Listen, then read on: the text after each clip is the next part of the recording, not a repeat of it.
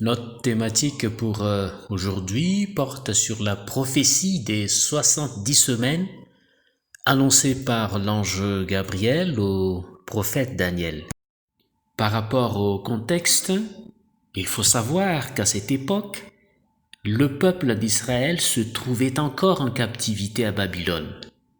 Et Daniel craignait que Dieu ne veuille plus accomplir la prophétie de Jérémie qui annonçait la libération du peuple juif de Babylone après les 70 années d'exil.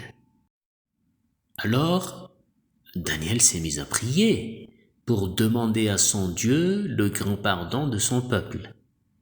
Et l'ange Gabriel a été immédiatement dépêché par Dieu pour réconforter Daniel, mais surtout pour l'annoncer la nouvelle alliance que le Seigneur souhaitait établir de nouveau avec son peuple.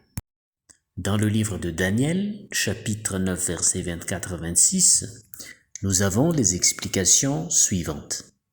D'abord, verset 24. L'ange annonce la période des 70 semaines au peuple d'Israël pour sceller une nouvelle alliance avec Dieu. Ensuite, dans le verset 25, l'ange parle d'une parole qui va être sortie pour rétablir Jérusalem pendant 69 semaines, comportant 7 et 62 semaines. Enfin, dans le verset 26, une fois terminées les 62 dernières semaines, au début de la 70e semaine, le Messie sera sacrifié. Toujours dans la Bible, et en particulier dans le livre d'Ezra, chapitre 7, la libération du peuple d'Israël fut décrétée la 7e année de règne d'un grand roi perse appelé Artaxerxès le premier. Et c'est exactement ce que l'ange Gabriel avait prédit dans le livre de Daniel 9, verset 25, qu'on a parlé tout à l'heure. Et quand on vérifie la biographie de ce roi, il a régné entre l'an 465 et 424 avant Jésus-Christ. Si on fait le compte, la 7e année du décret de ce roi correspond à l'année 458 avant Jésus-Christ. L'horloge des 70 semaines révélée par l'ange Gabriel à Daniel commence donc à partir de cette année 458 avant Jésus-Christ. Maintenant, quand on calcule les 70 semaines, on trouve 490 jours, car une semaine comprend 7 jours. Et 490 jours, c'est quoi? C'est une année, 4 mois et 10 jours.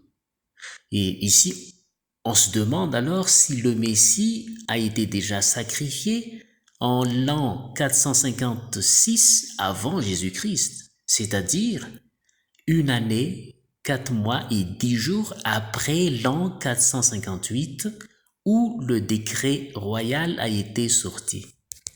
La réponse est évidemment non, car dans l'histoire, aucun Messie n'a été sacrifié juste après la sortie du peuple d'Israël de Babylone.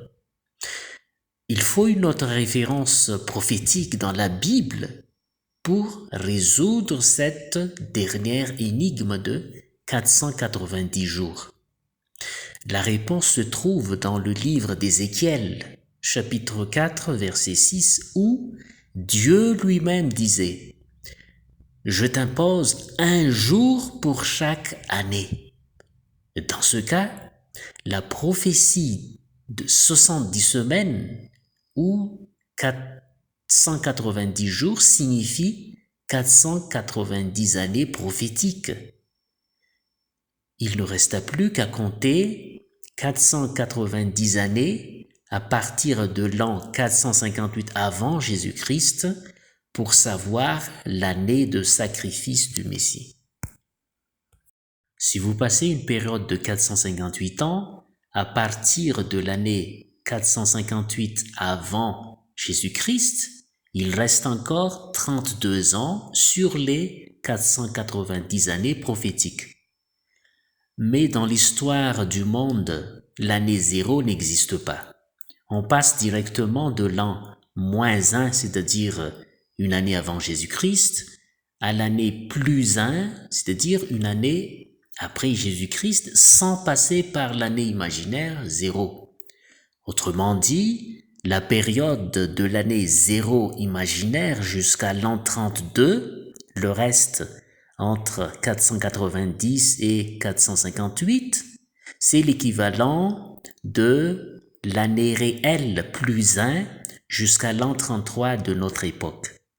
La prophétie de Daniel, d'après ce calcul, est tout simplement accomplie en l'an 33 de notre ère, et c'est sous l'autorité de Ponce Pilate qui était le gouverneur romain à Judée entre l'an 26 et 36. Ponce Pilate a prononcé la peine capitale de crucifixion de Jésus de Nazareth.